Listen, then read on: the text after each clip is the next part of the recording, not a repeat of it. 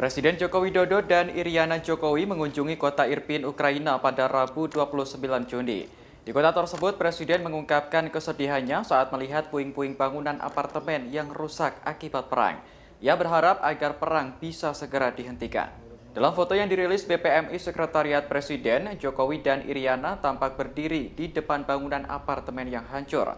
Keduanya didampingi Wali Kota Irpin, Alexander Grigorovic Markusin.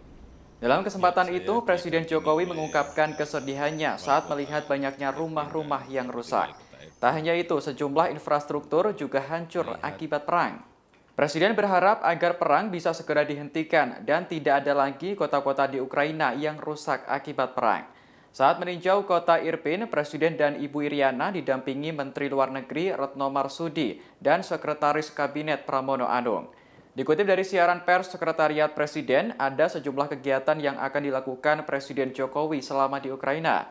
Setelah mengunjungi kota Irpin, Presiden dan Ibu Iriana diagendakan berkunjung ke Pusat Ilmiah dan Bedah Endokrin, Transplantasi Organ dan Jaringan Endokrin Ukraina di kota Kiev.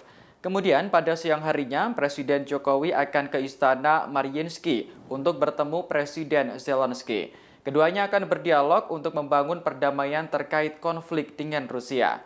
Selain itu juga mendorong untuk mencari solusi dalam menghadapi krisis pangan dan krisis energi yang sedang melanda dunia.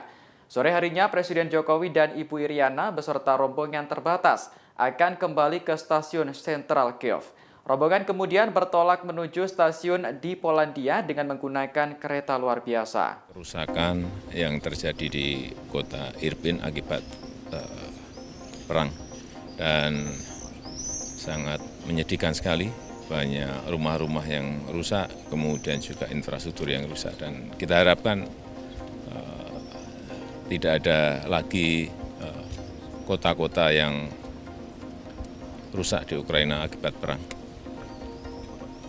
Terima kasih sudah nonton, jangan lupa like, subscribe, dan share ya!